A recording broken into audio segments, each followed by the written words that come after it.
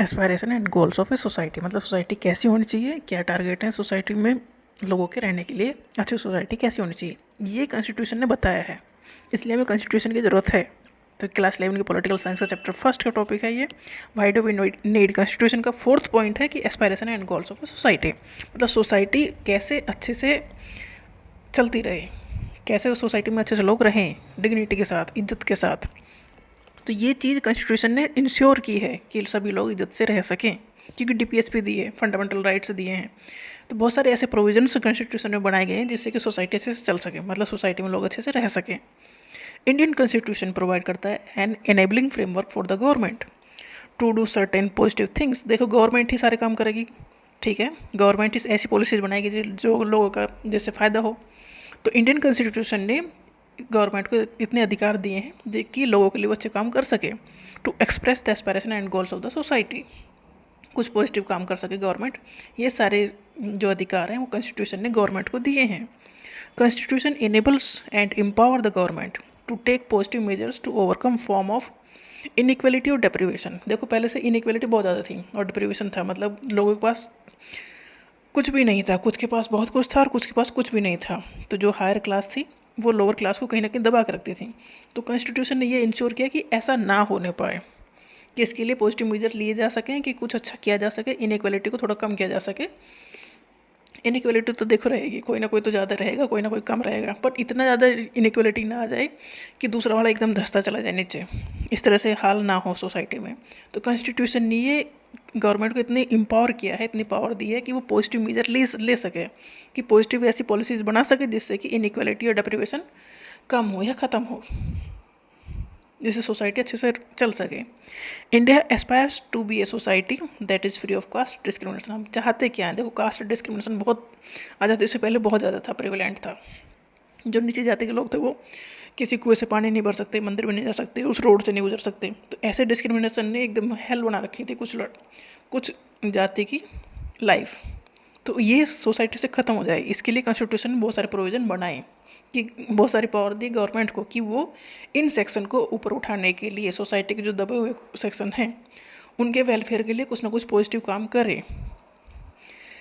India aspire to be a society that is free of caste discrimination. हम चाहते हैं कि डेफिनेटली सरकार ये चाहेगी कास्ट डिस्क्रिमिनेशन जो होता है वो कम हो, ये पावर मिले गवर्नमेंट उससे, कॉन्स्टिट्यूशन से। The government will have to be enabled और empower to take all the necessary steps to achieve this goal. देखो इनइक्वलिटी, डिप्रीवेशन, कास्ट डिस्क्रिमिनेशन, ये जो सारी बेकार चीज़ें थी सोसाइटी में, उससे उन्हें हटाने के लिए गवर्नमेंट को जितने काम करने पड़ेंगे, उस काम को करने के लिए जितनी पावर चाहिए वो पावर कॉन्स्टिट्यूशन प्रोवाइड करता है गवर्नमेंट को। तो इसलिए हमें कॉन्स्टिट्यूशन चाहिए। Why do we need constitution? क्योंकि कॉन्स्टिट्यूशन सोसाइटी को एक अच्छे रास्ते पर लेकर आने की कोशिश करता है, गवर्नमेंट को वो पावर देके जिससे कि गवर्नमेंट ऐसे काम कर सके कि जो इनइक्वलिटी है सोसाइटी में, जो ख़राब चीज़ें फैली हुई हैं वो कम हो।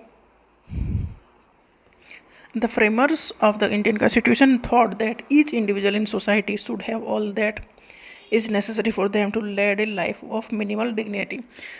जो कॉन्स्टिट्यूशन बना रहे थे उन्होंने ये चीज़ ध्यान में रख के कॉन्स्टिट्यूशन बनाया कि हर एक इंसान डिग्निटी के साथ एंड सोशल सेल्फ रेस्पेक्ट के साथ, minimum material wellbeing and education के साथ जी सके, मतलब हर एक इंसान को इतनी चीज़ मिल सके, डिग्निटी मिल सके, सोसाइटी में एक उसकी रेस्पेक्ट हो, जितनी चीज़ें उसे चाहिए जीने के लिए उतनी चीज़ें उसे मिल सके, और एजुकेशन एक स्टैंडर्ड तक मिल सके, कंपलसरी एजुकेशन मिल सके। तो मतलब सोसाइटी के हर इंसान को ये सब चीज़ें मिल सकें।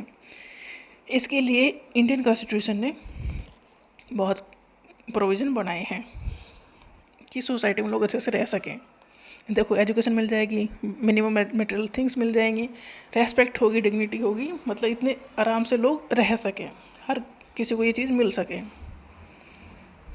The Indian Constitution enables the government to take positive welfare measures, some of which are legally enforceable like fundamental rights and DPSP। देखो कॉन्स्टिट्यूशन ने दिए फंडामेंटल राइट्स, जो हर सिटीजन्स का अधिकार है, उन्हें कोई भी हमसे नहीं छीन सकता, कोई भी, मतलब कोई भी, गवर्नमेंट भी नहीं चाहे, गवर्नमेंट चाहे तब भी नहीं छीन सकता। तो फंडामेंटल राइट्स जो कॉन्स्टिट्यूशन ने हमें दिए हैं उनके अकॉर्डिंग हर इंसान इक्वल है, आराम से रह सकता है, कहीं भी व्यापार कर सकता है, कोई भी जॉब कर सकता है, किसी भी पब्लिक प्लेस पर जा सकता है। तो ये बहुत सारे फंडामेंटल राइट्स हमें मिले हैं। अपने किसी भी धर्म को फॉलो कर सकता है, मतलब आप आज़ाद हो, आपको ऐसे को जेल में पकड़ के नहीं बंद कर सकता। तो किसी के पास इतने अधिकार नहीं कि आपसे आपकी आज़ादी छीने। तो फंडामेंटल राइट और DPSP, जिससे कि स्टेट का वेलफेयर हो, लोगों को जो पीछे दबे हुए कुचले रह गए हैं, ऐसी जाति जिन्हें कुछ नहीं मिला है या दबाया जा रहा है, उन्हें एक लीग में लेके आया जा सके, इसके लिए कॉन्स्टिट्यूशन ने बहुत सारी चीज़ें बनाई हैं। The Indian constitution enables the government. Indian constitution ने गवर्नमेंट को इतना इनेबल किया है कि वो पॉजिटिव वेलफेयर मेजर्स लेके आ सके। It enables the government to fulfill the aspiration of a society and create condition for a just society। ये फोर्थ फंक्शन है। Why do we need constitution? हमें कॉन्स्टिट्यूशन की ज़रूरत इसलिए कि एक अच्छी सोसाइटी बना सके जिसमें लोग अच्छे से आराम से रह सकें, डिग्निटी के साथ रह सकें। तो ये काम कॉन्स्टिट्यूशन ने किया है, इसलिए हमें कॉन्स्टिट्यूशन चाहिए।